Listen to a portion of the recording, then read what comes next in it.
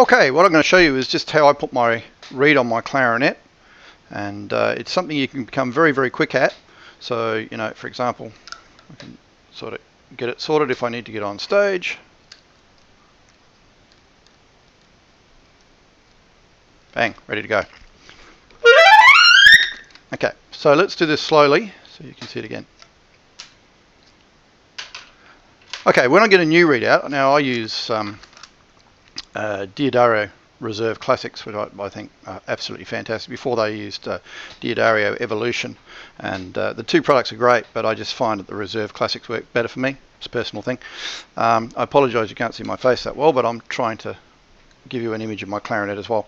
What I like to do when I get a new readout is just this little thing of, and it's just a personal thing, don't know if it makes any difference to the reed at all, but I just put it on a piece of white paper, like photocopy paper, just rub it around a few times in a clockwise direction, and I find that just sort of smooths off the back and makes it a bit shiny. Then I just get the camera back, wet the reed. Okay, now the first thing you do, I'll do it very slowly, is you just put the reed into a roughly accurate position where it's sort of towards the tip. That's not where it's going to end up, of course, but that's where we start. Now, the ligature is usually undone before you put it on, so just a little bit. Not so that it slips right over the body of the mouthpiece, but just over the reed and sits about here snugly on the reed. Now what I'm doing is I'm holding it with my left thumb in place, and then I'm going to bring the ligature over without touching any part of the top of the reed, because you can snag the reed and damage it. And then when it hits my thumb here, I just replace down the bottom. I don't touch this part of the reed.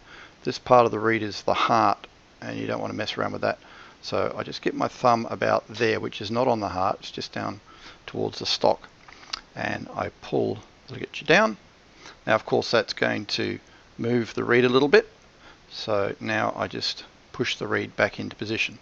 Now what I'm aiming for is a very thin black pencil line across the top of the mouthpiece, so that if you took a sharp pencil and drew a line as sharp as you could get your lead pencil and drew a line across the top of your mouthpiece, that's probably what it would look like.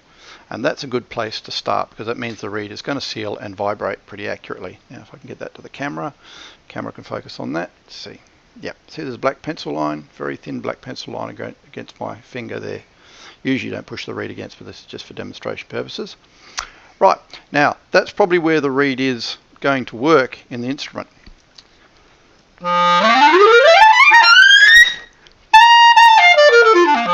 Not too bad, but it's not where I like to play it. So I find a thing called the sweet spot. Now the sweet spot I found, every reed is a little bit different, and there's a spot on the reed where it responds the best, and depending whether I'm playing jazz or classical is a different sweet spot.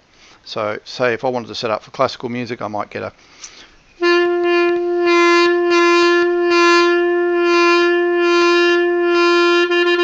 just a little bit of mellow tone out of it there by moving it.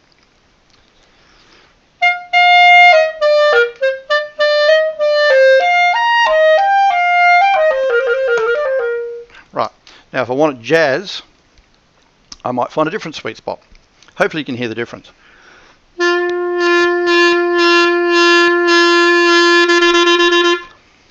That's probably a 1.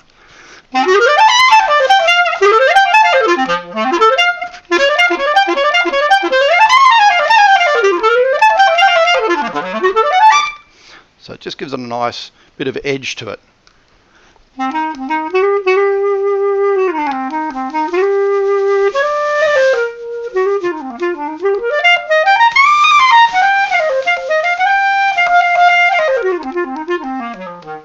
That'd be quite a nice reed to record with. So that's basically it. Now what I was doing to find the sweet spot is using the bones in this part of my thumb right on the edges, and just undoing the ligature a tiny bit so it doesn't slip off, the reed doesn't slip off the mouthpiece, but just moving it side to side by manipulating it up and down and side to side like that. So the reed should actually be able to move just a fraction, and then you can find your sweet spot by doing that.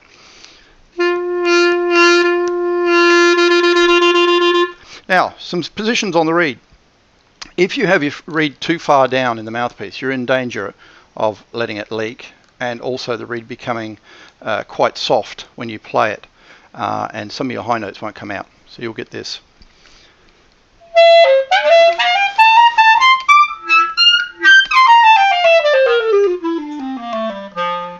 Because there's no resistance, not enough resistance. So now, likewise, if you have it too high, you're in danger of letting the reed leak. So you can see from the top there, it's over the top. We can almost see it's over the top, but it's certainly too high to be practical in the mouthpiece. And puppies are starting to bark. I might shut them up in a minute. They might be okay. They've settled down. Okay, so this will sound like that.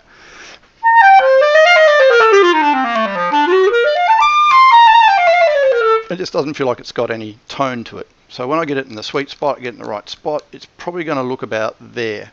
So there's a very thin black pencil line across the top. Maybe that's a bit high, actually, to tell you the truth. About there. And then I should be able to get all the response out of all the registers and the sort of tone I want from the reed.